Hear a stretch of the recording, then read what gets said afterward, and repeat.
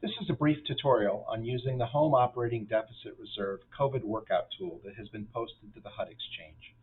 I've downloaded the Excel file and opened it and begun to drop in project-specific information in step 1. As you see, I've used generic information made up for purposes of this example. This isn't from a real project per se, but is meant to give you a sense of how the tool works. The first thing about the tool to note is that it is an Excel spreadsheet and it is a protected file.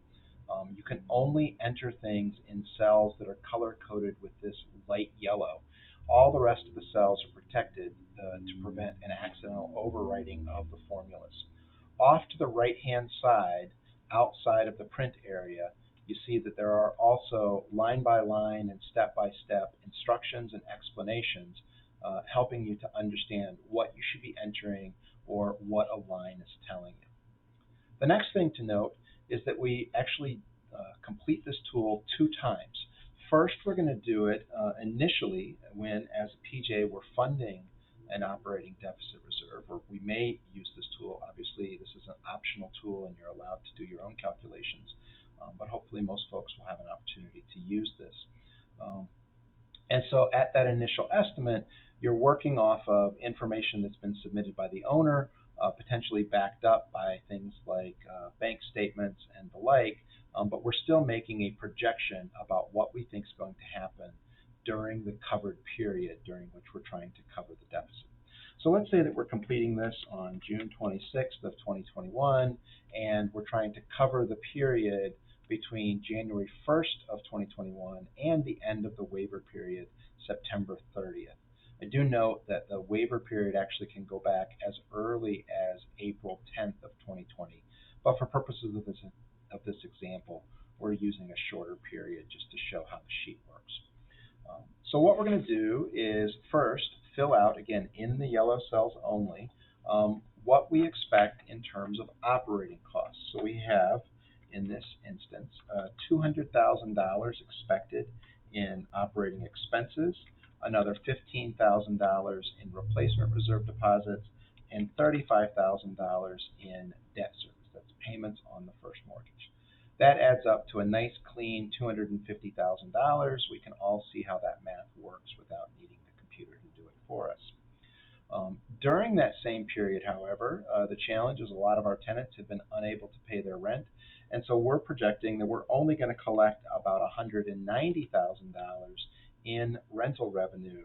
This, again, in step 3, is across the entirety of the project for all of the project's units. We also expect, based on the performance to date and looking forward, that we will see about $10,000 in non-rental revenue during this same period. So what we see in step 3 is that subtotal of $250,000 in total operating cost, less the $200,000 in total revenue, and a projected deficit of $50,000. That's for the project as a whole, but the waiver only allows us to cover the home share of the operating deficit, as it were. So now, in step 4, we start out by entering the total number of units in the project. We're going to say that's 50. And how many of those are home assisted? This goes back, we find that in our original agreement with the owner, as well as what we reported in IDIS. And so this project has 10 home units out of 50. It's a nice clean 20% of the total. We carry down the $250,000 in operating costs from line 4 above. We multiply that by the home share of 20%, and we get $50,000. Now we're going to enter the revenue that we expect from the home units. This isn't necessarily just a prorated amount of the total revenue, because the home units may have different, and in particular lower rents than the average unit across the project, especially if we're dealing with a project that has both home and market rate units in it. So let's say that we expect $30,000 in revenue from the tenants of those units, and this is just the rent. So they're not all delinquent, they're not all unable to pay, but we expect only $30,000 in rental revenue. The next line takes the $10,000 in non-rental revenue from above on line 6, multiplies it by the 20% home unit share, and prorates the non-rental revenue for the project across the units in that percentage-based fashion. So the total deficit in just the home units then is the $50,000 in operating costs attributable to those units, less the $30,000 of rental revenue that we expect from our home tenants, less the $2,000 of non-rental revenue that is attributable to the home units on a pro rata basis across the project. And so step 5 now shows us that the total operating deficit is expected to be $50,000, of which $18,000 is attributable to the home units. And that tells you how much I can fund with home in a deficit reserve. Now, at the end of the covered period, at the end of the waiver period, within 6 months of the end of the waiver period, as a PJ, we're required to go back and collect actual source documentation from the owner to be able to reconcile how things actually turned out. And so that means that no later, in this instance, no later in all instances, no later than the end of March of 2022, we're going to need to do that reconciliation based on the waiver only lasting through the end of September of 2021. Let's just say that we're doing this at the end of calendar 2021, so we're well ahead of that 6-month deadline. And now, the good news is while we were a little bit concerned about what was going on with the project back in June, things have turned out better than expected. Our operating expenses actually came in just a little bit lower at $198,000. Our replacement reserves and our debt service did not change, and that's going to be quite common. Those are scheduled numbers that don't necessarily change from month to month, and so our budget and our actual are likely to be the same. Our rental revenue actually came in significantly higher than we had feared. Perhaps we were able to coordinate, or our owner was able to coordinate with the emergency rental assistance program in their area and help a lot of their tenants, both home and non-home, get caught up on their rents and get those rents paid. Maybe people were getting back to work, all of those different things that we've seen. Non-rental revenue ended up a little bit lower than we anticipated. A lot of that may have had to do with not charging late fees and those sorts of things, both under the home waiver requirements as well as under various eviction moratoriums that may have been issued both federally, state, and local over the time period. So now what we see is the actual operating deficit for the project as a whole turned out to only be $15,000. We come down to step 4. We see that we still have the same number of total end of home units. Those wouldn't have changed, of course, and so the percentage stays the same. The total operating costs were now a little bit less at $248,000, so 20% of that is $49,600. The computer does the math for us.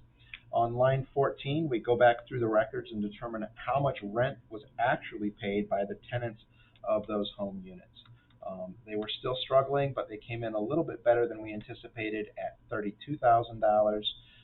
The home share of the non-rental revenue is also recalculated, and here it's the same 20%, but it's lower because the non-rental revenue was in fact lower. Now we step down into steps 5 and 6. So the same calculations are happening in step 5. The total deficit was $16,000. The deficit attributable to home units was $16,000. We can't fund more, even though the home units had a higher deficit on their own. What this is actually showing us is that the total operating deficit was lower than the home deficit, which means that some of the other units actually produced enough revenue to not only break even, but to cover some of the losses on those home units. The maximum home operating deficit reserve then that turned out to actually be eligible was only $15,000. And now step 6, which only gets used in the actual final deficit column, shows us that initially we estimated and funded a deficit reserve of $18,000 from home.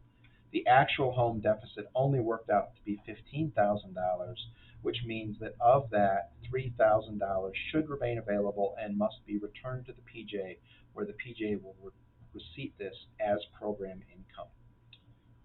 So that's how to use this sheet. The other thing I will point out briefly is this last column on the right just shows you the changes up or down from the initial estimate to the actual reconciliation.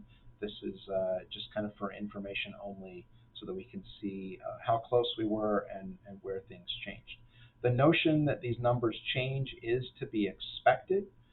We know that we're making a projection at the point that we fund the initial deficit, and we're going to be reconciling to actual numbers. There have been many interventions at the state and local level, as well as the federal government level, to provide support to households that have been affected by the pandemic. So in some cases, in many cases, hopefully we will find that things weren't quite as bad as we had expected as we were initially funding the deficit reserve, and there may in fact be some funds left over to return to the PJ. The final thing to note is that in the event that it turns out the deficit was actually bigger, and I'm going to manipulate the numbers here real quick just to show that example. Hopefully we didn't actually see the home rental revenue drop by that much.